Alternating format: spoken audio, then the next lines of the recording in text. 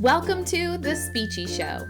Being a speech-language pathologist often means having too much work and not enough planning time. To beat the overwhelm, we're bringing you the tricks and tools that will make your job a little bit easier.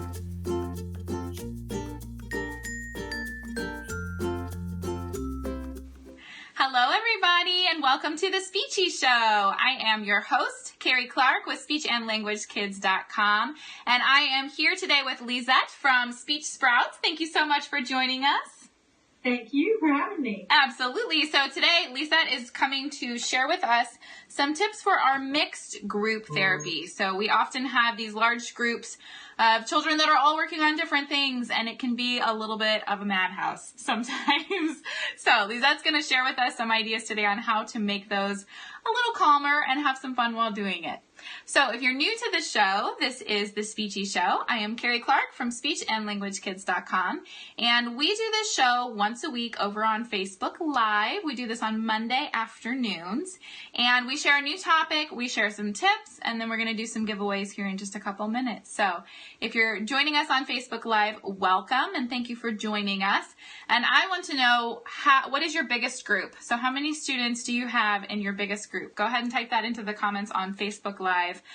There's no prize for this, but it'll be fun to see who's the winner with the biggest group of therapy. While they're doing that, Lisette, why don't you go ahead and introduce yourself? I know this is your second time on the show, so you're probably familiar to some of our viewers, but why don't you tell us a little bit about yourself so that people that are new to you can have an introduction? Well, I'm a language pathologist I have mostly pre-K to fourth grade. I do cover a junior high. I'm heavy on the pre-K. I have an intensive pre-K group where I have children, up to 10 children in a group, and that's a center-based program, so I don't have them all at the table 10 at a time, I promise. After school, I here and work at the hospital also. Perfect. Wonderful. All right, guys, what's your biggest group? Let's hear it. Speech therapy group, language therapy, whatever you're doing. I want you to type it into the comments. What's your largest group of kids that you have? She's got 10. Who can beat 10? All right, so we're going to share five points with you today that will help us help you with those larger groups, help make it a little calmer, a little more fun, and keep everyone engaged. All right, Kristin Imeke is here. She says, hi, ladies. Hello, Kristin. Welcome to the show. All right, our first point that we're going to talk about today is reducing wait time. I know, especially for my own son, he is 3.5, and I watch sometimes over at the preschool, they have the two-way mirrors, and I'll sit there and watch, and he can't handle wait time worth a darn. So what are your tips for reducing wait time? Because I know this can be so hard, especially for our little guys. Well, that is definitely when kids you start losing them, and that's when they start wiggling out of their chairs and playing with their neighbors, and it takes a while to rein them back in. So try to keep that wait time to a minimum. Especially with little ones, you can try some whole group activities where everybody is engaged at once, whether it's a cooperative game like get out a balloon and you've got to keep the balloon in the air while everybody's taking turns saying their words or answering a question. Storybook activities, which I'm a big fan of. And you can do all kinds of fun things with that everybody's engaged in the storybook, and you just go around and start prompting everyone, especially when you have manipulatives, that gets them up and engaged. Cooperative art activity, lay out a great big picture, and everybody's got a piece of whatever is going on, and then as you're going around prompting each child, everybody else's hands are busy, and there's no lag time while they're just sitting waiting. I like construction activities too, such as Legos. So if we may all be building the same Lego, we may be building our own little individual ones, and each time they give me some responses, I give them a little handful of Legos. So they're busy, those hands are busy, which I'm kind of moving on to my next one. Keeping them busy, but those construction activities, and if it's a group one, that's pretty cool too. Yeah. So yeah, you're really going to shoot yourself in the foot if you're expecting these students to just sit there and wait while their turn comes around. Now, obviously, with some of our older students, we can do that and have them listening for responses from the other students, but no one should just be sitting there with nothing to do. Everybody needs something to kind of keep the ball rolling, so to speak, especially in these larger groups. Yeah. So. Perfect. All right, we have a couple people chiming in with their group. So we've got Kristin says only 3, 10 is too many. Ellen says she has a group of 7, whole class group lesson of preschoolers with autism. Ooh, 7 with autism, that'd be tricky. And then Blake has 4 language and she can hardly handle that. I love it. All right, so we've talked about reducing the wait time, and you kind of alluded to this next one, but let's talk about keeping our minds and our hands busy. How does that look in your groups? Right. So with the older children, a lot of people like to play motivational games, and I do it too, to keep the kids motivated and interested. You want to make sure that the game itself is not taking up all of your therapy time. It needs to be something quick play, but we're really like something where everybody has to stay engaged in the game. So if you're playing a game like memory, where everybody has to watch what's happening in every turn, things like Go Fish, they also have to think about that. I have some bingo riddles set, so you're listening to the riddles, and everybody thinks the riddles, and guess the riddles no matter whose turn it is. And also looking for your spot on the board. So things that engage them in each and every turn for those bigger guys is great. For little guys, I like to keep those hands busy. There's a few things I like to do. Let's see if I can get that up there. Things like I talked about Legos, but you can use little things like links, and these things pop apart. And you can give them a handful of those, and they're busy constructing those little things while somebody else is talking with you. If you've ever used Wiki Sticks, those are great too. Mm-hmm. You take these little Wiki Sticks, if you've not used those, they bend, and they can stick the tip, like all kinds of really cool things. They love those things. And then everybody also has Play-Doh, and you can do art activities, anything to keep those little hands busy while everybody else is talking with you, so you can give everybody quality time while everybody else is engaged. Perfect. I absolutely love that. Tons of great fidgets, and it doesn't have to be those fidget spinners that are incredibly distracting to everyone else in the room. We have some better options than that, guys. All right, the third tip we're going to share today is to get out of your chair and move. Let's hear about that, Lisette. Oh, definitely. Especially for your younger children, I try not to keep them sitting for more than 10 or 15 minutes at a time before we get up, even if it's just a minute. So whether it's a really cool activity on YouTube, sometimes we just yell switch and everybody has to get up and switch chairs. If you're up for it, get up and have a 60-second dance party.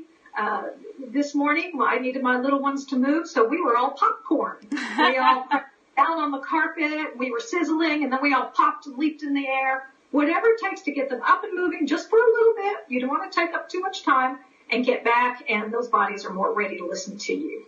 Perfect. I love it. All right, we're moving right through here, guys. The next one is keeping a list of prompts in front of you as you work. Talk to us about what that looks like, Lisette.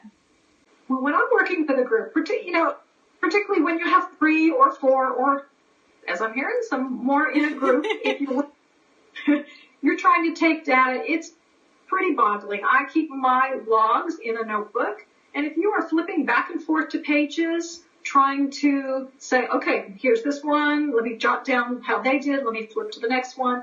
That's not only confusing for you, but it's taking up a lot of time, and the kids are getting bored. Mm-hmm. So there's a lot of ways you can do that. If you're working on articulation, a lot of the commercial decks, a lot of the decks on TPT also, they have their list of stimulus on one card. Don't have 5 sets of cards out in front of you and try to show one at a time if you've got a big group. Get your list that has all of it on there, and then that's really quick to have that right in front of you, or set it in front of the child so you know who you're talking to and who's working on what. You may have a list of stimulus questions for whatever else you're working on, whether it's WH questions, but keep those off. Try not to be through 10 million cards and pages because it doesn't work well. Absolutely. Yes. I feel like keeping things simple where you're not trying to feel like you're doing a million things at once is a huge key to making those groups run smoothly. And along those same lines, you just mentioned data collection, and that's our 5th point. So how can we simplify data collection so that it's not taking over the session itself? Well, one thing that I like to do is take data on only 1 or 2 students per session. Again, you're going to feel like you're trying to have octopus arms, and your head's going to be spinning if you're trying to take data on 5 kids at once. So pick 1 or 2 children, take data on those. Next time you're going to move on and you're going to take some good data on your other students in that group. One thing we're going to be talking about a little bit later, because I have a giveaway for you. I have a pack. I have a couple of packs made, and we're going to be giving away the Halloween pack, where I have made up ready-made lists that I call quick lists. And so one way you can do that, I have these little quick lists. Let's see if you can see those. And they go on the activity here. And you can get a quick list that's customized for each child. Each child's prompts are on the activity so that you don't have to be flipping back and forth. And for data taking, you can do the same thing. You can take the little quick lists, you can paste them on a sheet, and you've got everybody's goals right in front of you to take data. So whether it's quick lists or you're writing your own list, if you keep it all contained in one spot, you're going to be a whole lot better off. Perfect. I love that. The other thing that I've done too, which is kind of similar but just like a slight variation on that, is to only take data maybe once a month. And I feel like when I had that realization that I didn't need to take data on every student every day, it was like this light bulb aha moment where I was like, I can actually make progress in our therapy sessions if I'm not sitting there focusing on data. So what I would do is we would have 3 weeks of really intensive therapy, and then the 4th week would be the data week, and we would sit down and drill all their words, and they would know, like, this is data, we're taking our data, we're going to make our graphs at the end of the session. And so everybody knew, okay, today I'm just going to be saying words. We weren't going to make a big game out of it. We were just taking data. And so I felt like that was really huge, of being able to feel like I was more productive in the sessions that weren't data taking, but then also having really good data at the end of that. I have one more. Talked about those up and move sessions where we're moving around the room, we're doing a hunt, or we're doing various activities, and you're not sitting at the table to be taking data. Mm-hmm. So one little tip that's really good for that is to get a piece of masking tape for each child and stick that to your sleeve or your pants leg. I love it. Your little marker, and you start doing your little checks and write their name on it, stick it on you. And you can do a check, you can do a minus as you go through the session. It goes with you, and at the end of the session, you peel it off and you pop it on their page. Have you tried putting it on their backs? I'm wondering if that would work. You could put their data on their back and then just, okay, turn around, do your tallies, and then take it off at the end. That would be awesome. I love that. Take on 2 or 3 kids, and it's an active session. That works really well. Yeah, I love that idea. Wonderful. All right, I hope you guys will be doing some masking tape sessions soon. All right, so let's talk about resources. What are your favorite resources for your mixed groups, Lisette? I like things that, like I said, the things that keep them engaged all the time. We talked about some of the games. Other games are like headbands, those kind of things, those cooperative things, those things that keep their hands busy, are all really good for mixed groups. So we want kids to be engaged as much of the time as you want, so you don't start getting behaviors when they're bored. Mm-hmm. Perfect. All right. Did you have a couple products that you wanted to point out for mixed groups? Let's talk about those. So I have, and I've talked about that a little bit, I have a couple sets called Mixed Group Magic is what we're calling those, and those are the activity packs. I'm making those themes because I'm also a big fan of themed therapy for my guys. So I do have a Halloween pack, and it's got lots of different activities in there, such as things like mystery squares, and that's just the key. You've got color by number. There's those 2. We have dot to dot. We have puzzles. And I have a mix of things because, like most therapists, I have a ages and ability levels. So I have some easy things for the little guys, like We have some count and color activities. And if you'll notice, there's a spot on each of these pages for that quick list. Perfect. So you have my quick lists, which are separate, or you make your own little list and pop it on there. Mm-hmm. You will have people's goals on that activity. You can all do the same activity. Everybody's working on something different.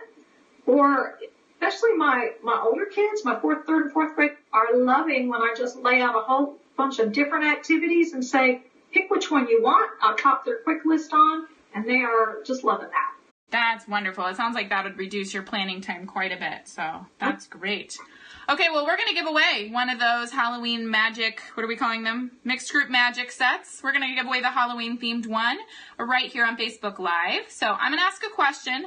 The first person to answer is going to get that. The second person to answer is going to get 2 free months in the Speech Therapy Solution, which is my membership site with CEUs. We're answering your questions. There's a materials library, training videos, all kinds of good stuff. All right, so here's the question.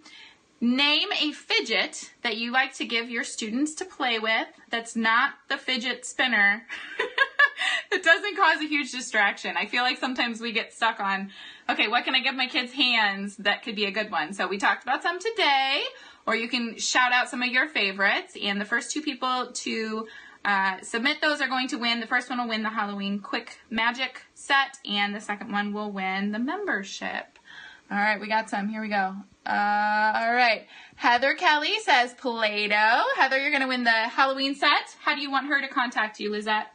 Great. If she can email me at Lisette, that's spelled Lisette, at speechsprouts.therapy.com, then I can get that to her. Perfect. And Blake Brown, you won the 2 free memberships in the Speech Therapy Solution. You can email us over at Carrie at speechandlanguagekids.com and just tell Kenna to add those 2 free months onto your current membership, because I know you are already a member. So we will add those 2 free months to the end of yours. And we had blocks and stress balls, lots of good answers here. All right, thank you all so much for participating. And Lisette, thank you for coming on. You're welcome. I have one mention Yes. for the. I just loaded the other day a sampler pack with mixed group magic that goes along with 5 Little Monkeys. So if you would like to take a peek, head over to my store, and there's about 6 or 7 different activities and a few questions and quick lists to go out and check that out. Perfect. I was just going to ask you, where can people go to find all of those magic sets? Where is your store? My store is Speech Sprouts on Teacher Pay Teachers. All right, so go to teacherspayteachers.com and go to the search bar and type in Speech Sprouts, and you will be able to find all of her products, including the mixed group magic sets. Alrighty, thank you all so much for joining us today. We appreciate you coming. We'll be on next week for another great show, so join us there. And don't forget to check out Speech Sprouts as well as speechandlanguagekids.com. If you'd like more information about the Speech Therapy Solution, the membership site with the CEUs, you can head on over to speechandlanguagekids.com/join. All right, thank you everyone, and bye for now. Thanks for joining us today on The Speechy Show. We hope today's tips have helped you feel a little less stressed and a little more confident about your work. If you're looking for more stress busters and confidence boosters, we'd love to have you join us in the Speech Therapy Solution, where you'll get access to a huge library of premium training videos and another library of print and go therapy materials. You can also get help with your tough cases by joining Carrie on the weekly Q&A calls or by posting in the exclusive Facebook group. Plus, group members can join us for a monthly webinar that can be used for continuing education credit. Head on over to speechandlanguagekids.com/join to check out all the amazing benefits of the Speech Therapy Solution membership. Bye for now.